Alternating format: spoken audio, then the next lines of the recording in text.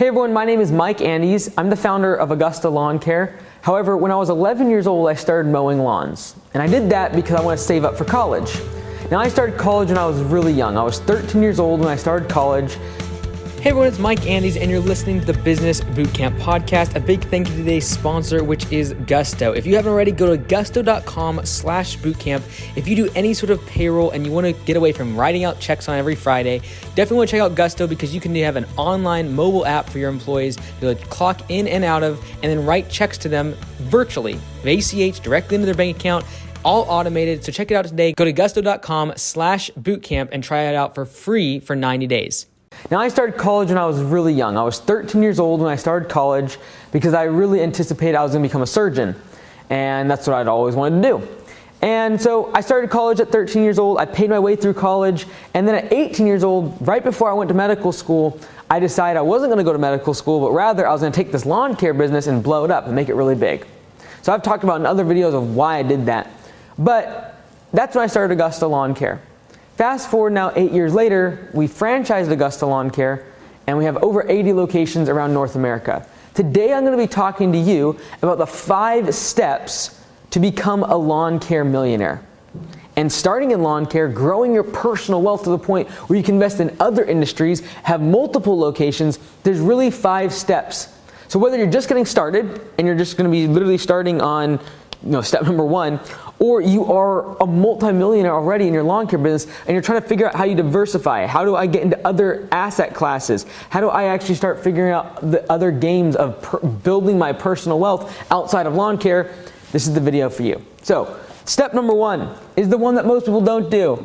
And for the most people watching this video that are thinking about starting, they will never actually do it. And that is start your business. You've got to start. And if you don't ever start, you will never get to stage number 2. You'll never actually achieve anything in terms of building your business, hiring other people, and getting beyond the first stage of growth. Now, all of that to say, you don't need to own your own business in order to become a millionaire. I've talked about this in other videos where you can invest in appreciating assets and actually still build your personal wealth. But if you're trying to grow a lawn care business, the first thing you got to do is start.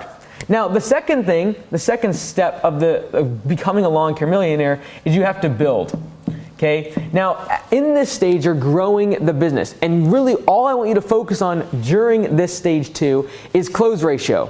What I mean by that is, what percentage of the jobs or estimates that you get do you close?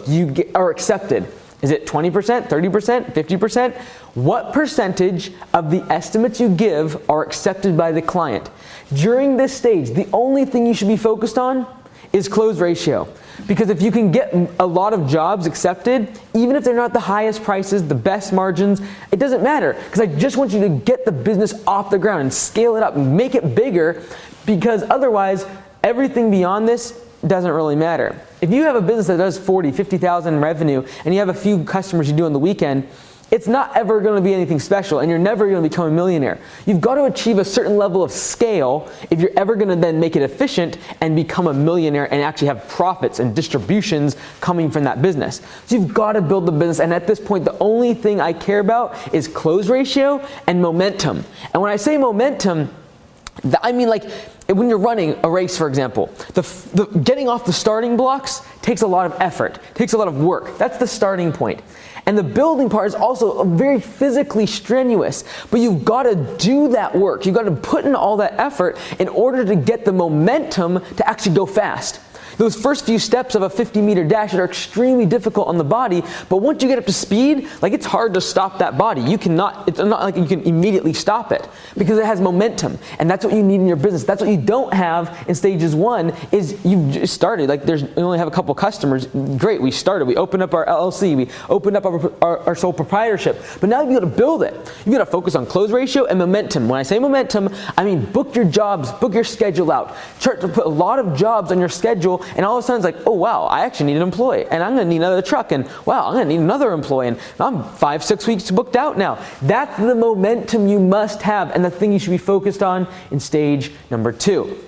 Now, this is going to, really stage 2 is going to be pretty substantial because this is going to get you past let's just do $600,000.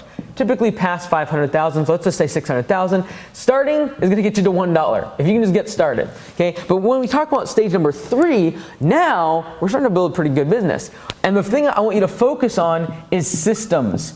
So systematization, systems is what I want you to focus on. And at this stage of business, now we're at 600,000 because we were building our business all the way to 600,000. That's when we go into stage number 3, which is all about systems. And at this point, you got to build the business to the point where it can run without you as the owner. If you're going to go past 600,000, you're going to have to do this. You're going to have to rely on systems. Now, you can build the business to say 400,000 or 500,000 and not really need systems. You just need hard workers and you need to be able to yourself work long hours. You can absolutely build a business to 300,000, 400,000, 500,000 in the build stage process, and that might be where you want to get to, and because you enjoy the work, you like being outside. But if you want to become a millionaire and grow faster and get momentum and really scale past $500,000, past 600,000, you've got to have systems. If you want to keep going past this 600,000 level, you're going to need systems. Before that, you can compensate for not having systems by just working harder. But if you're going to pass 600,000 revenue, you're going to need systems. This is going to be systems for your sales process, for your office, your administrative. These are the things that are going to be required for you to go past 600,000 and scale the business all the way up to $1 million. Okay, so this is the gross revenue marker, but again, we're talking about net worth. Revenue in the bank does not mean that's what your business is worth. That does not mean how much you could sell the company for. That is not your net worth. This is simply your sales. Okay, so over here we just have sales. But how do we get $1 million net worth? The next stage, as we scale past 800, 900, $1 million, we're going to need systems to get there. But if we even continue to scale and we want to grow now our personal wealth, now the question is, okay, I've got one location working really well. Should I scale it up, make it really big, or should I duplicate it? This is something we talked about at Landscape Summit just several weeks ago at the conference we have, and that is, do we scale it? Do we take that one location and make it 2 million, 3 million, and really make it big, scale? Or do we duplicate? Do we take that 800, 900, $1 million business and start copying and pasting it and making multiple locations around our county or state, or maybe you going in between different states? You scale growing one location, make it massive, past $1 million, 2 million, 3 million, or do I duplicate, copy and paste? I get a general manager, I put them in place, I have all the systems in place, I then go get people to then manage the systems, and they start to duplicate that individual process that I've now created. So this scaling and duplicating is going to allow you to go past $1 million in revenue. Whether that is you scale up the existing location or you duplicate it by copying and pasting that across multiple locations, that's what gets you above $1 million in revenue. But what is going to be the factor for most landscapers, lawn care professionals, is the fact that when they get to this stage, they spend all their money on offices and equipment and hiring more people and trucks and fancy mowers because they really don't know what they want to do with their money. And that's why their business becomes $1 million business, but they never actually achieve the net worth, their personal net worth, being in the multi-millions, because they constantly are buying depreciating assets in the form of trucks and equipment, or they're buying big offices and painting big nice things on their walls. That's not going to make your net worth grow. So if you want to become a millionaire and have a net worth that is substantially larger and divested and going into other industries, now we start thinking about diversification. Okay, so this is the next stage, which most lawn care landscapers will never get to because they get so wrapped up in buying more stuff. Diversification. It's a big word. I think I probably spelled it wrong. But at this stage, diversification. Let's go. At this stage now, you're going to start diversifying into other assets, because guess what? You're diversified right now into one very narrow industry inside of business. Lawn care and landscaping. Maybe you diversify into a different industry, like you enjoy restaurants, or you want to do a gym, or you want to do a roofing company. You want to diversify into other industries outside of just lawn care and landscaping.